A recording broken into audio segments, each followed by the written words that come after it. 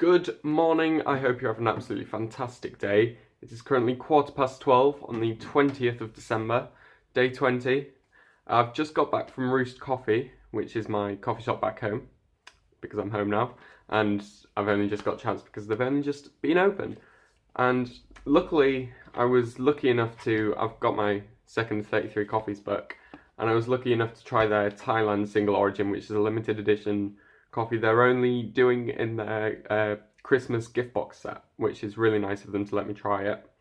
I'm going to be brewing my coffee quickly here while I'm making the video.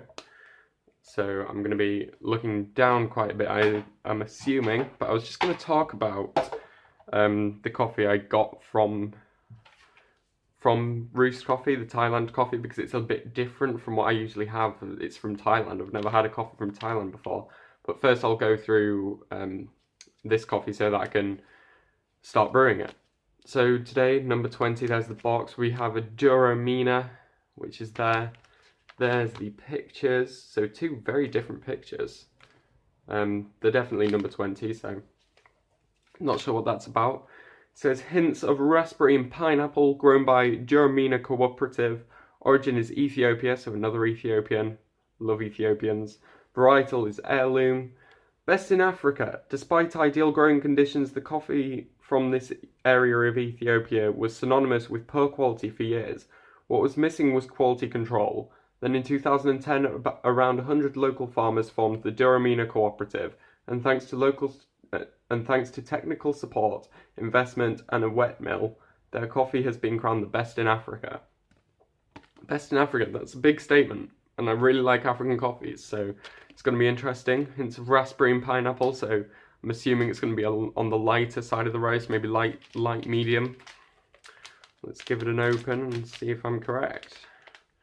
It definitely looks light. Smells really light too. Smells really good. So,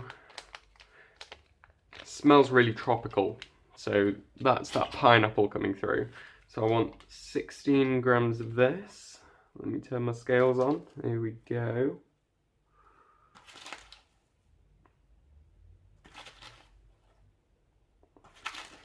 I don't know why I decided to film it like this while making the coffee, but guess what I did? And I know I'm going to be off screen and stuff. It wasn't the smartest idea, but I've done it. So I'm back in my kitchen, as you can tell. So the window is that way, which is why I'm getting loads of light that way, but not the other way. Casting a big shadow on my face, which is great. So 16 grams of coffee. Give it a little shake. And I've got my steaming jug to pour with. Let's zero the scales. Make sure I can see my timer on my screen. So 3:15. On 50 grams of water. Give it a quick stir. And leave it for 30 seconds. So I've got 15 more seconds left. So the Thailand coffee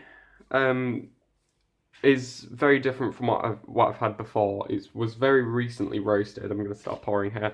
It's very recently roasted. It's only a few days off roast, which is basically the peak at which you can have a coffee. Sorry about that, my brother came back. So I've now brewed my coffee. But I'll quickly go over the Thailand.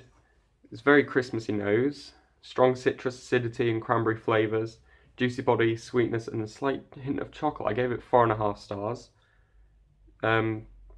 Really strong on the cranberry, and this was actually a test, which was cool. Like I've never had Thailand coffee, so I didn't know what to expect, and David the roaster brewed it for me and just gave it to me without any former knowledge and asked me to try it and see what I thought. And he said he got a strong marzipan flavour, which I personally didn't get.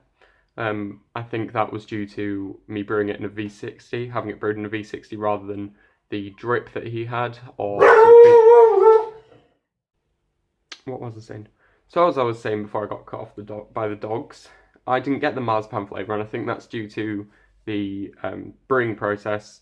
I had it in a slightly lighter V60, So I think that's why I didn't get that nutty marzipan almond flavour, which would make sense.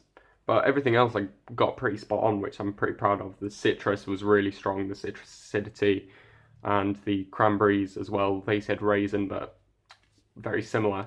So I was quite proud of myself. It just shows how my coffee knowledge is developing. Okay, so as for this Duramina, this Ethiopian, raspberry and pineapple, let's have a look. It's got a very sweet nose. I think that's the raspberry coming through. Very sugary nose. So I'll try it.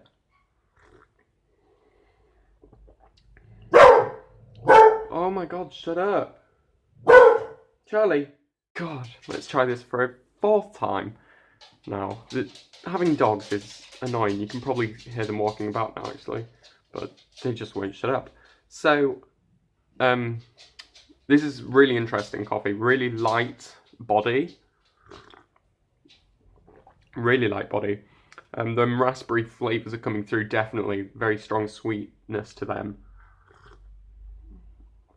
And a lot of that pineapple coming through as well. It's very tropical.